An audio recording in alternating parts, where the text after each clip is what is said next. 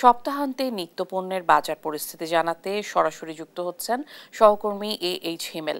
হিমেল, আজ ছুটির দিনে বাজারে নিত্যপণ্যের দাম কেমন দেখছেন?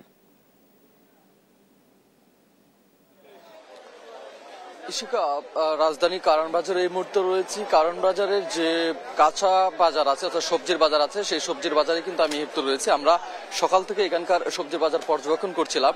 আপনি জানেন যে গত 2-3 দিন আগে কিন্তু সবজির যে বাজার সেটি কিন্তু যথেষ্ট পরিমাণ বেড়ে গিয়েছে, অর্থাৎ সবজির যে দাম সেটি কিন্তু নাবিশ্বাসে চলে গিয়েছে একদম। এখন আমরা এখানকার যে বিক্রেতারা আছে তাদের সাথে আমরা কথা বলেছি। তারা যেটি বলছেন, সবজির দাম সরবরাহ কম থাকায় কিন্তু সবজির দাম কেজি প্রতি কিন্তু 100 টাকার উপরেও কিন্তু গত 2-3 দিন আগে বিক্রি করেছেন তারা।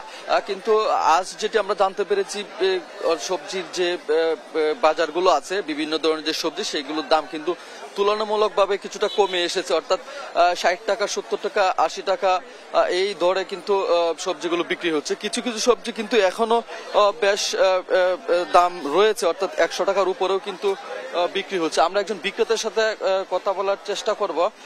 আপনি একটু জানাবেন যে সবজির বাজার কেমন যাচ্ছে এবং কেমন দামে বিক্রি করছে? সবজির দাম বলতে আপনার কাছে 2 বেশি দাম ছিল।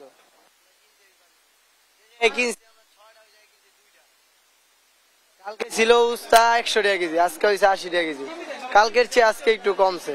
উস্তা ছিল 100 টাকা কেজি, আজকে হয়েছে 60 টাকা কেজি। শসা ছিল 60, আজকে হয়েছে 50। ভেন্ডি পটল আগের দাম, গাজর 120 আগের দাম, ডালি 50 এটাও আগের দাম। দাম বাড়ার আসলে কারণটা কি? মনে করেন পর্যাপ্ত পরিমাণ মাল ঢুকে না বাজারে, এর জন্যই শর্ট বাজারে, এর জন্যই একটু দামটা বেশি। আমাদেরও কিনতে হয় বেশি দামে। আমরা কাস্টমারের মুখে হুমকির মুখে পড়ি, হঠাৎ করে দাম বাইরে যায়, কাস্টমার আমাদের লয় খেজাখেজি করে।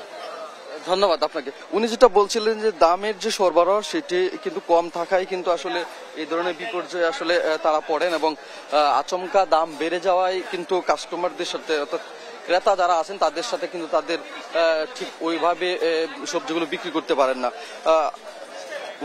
উনি যেটা বললেন যে দাম বাড়তি ছিল কিন্তু কিছুটা কমেছে, তবুও কিন্তু 70 টাকা, 80 টাকা, 90 টাকা কেজি ধরে কিন্তু বিক্রি হচ্ছে এই কারণ বাজারে যে সবজির দোকান আছে সেগুলোতে। ইশিকা, আপনি জানেন যে মুরগির যে বাজার অর্থাৎ মুরগির মাংসের দাম কিন্তু গত সপ্তাহে কিন্তু বেশি ছিল, 200-300 টাকার উপরেও কিন্তু মুরগি বিক্রি হয়েছে, কিন্তু সেটিও কিন্তু এখন সহনীয় পর্যায়ে এসেছে, দাম কিন্তু কিছুটা কমেছে। আমরা সেটাই জানতে পেরেছি। মাংসের বাজার যথারীতি রয়েছে, মাছের বাজার কিছুটা ঊর্ধ্বমুখী, তবে সব মিলিয়ে কারণ বাজারের যে কাঁচা বাজার এবং অন্যান্য যে বাজার আছে সেগুলো কিন্তু যথেষ্ট ঊর্ধ্বমুখীতে রয়েছে। কারণ বাজার থেকে বাজার পরিস্থিতি এই ছিল সর্বশেষ অবস্থা। ইশিকা।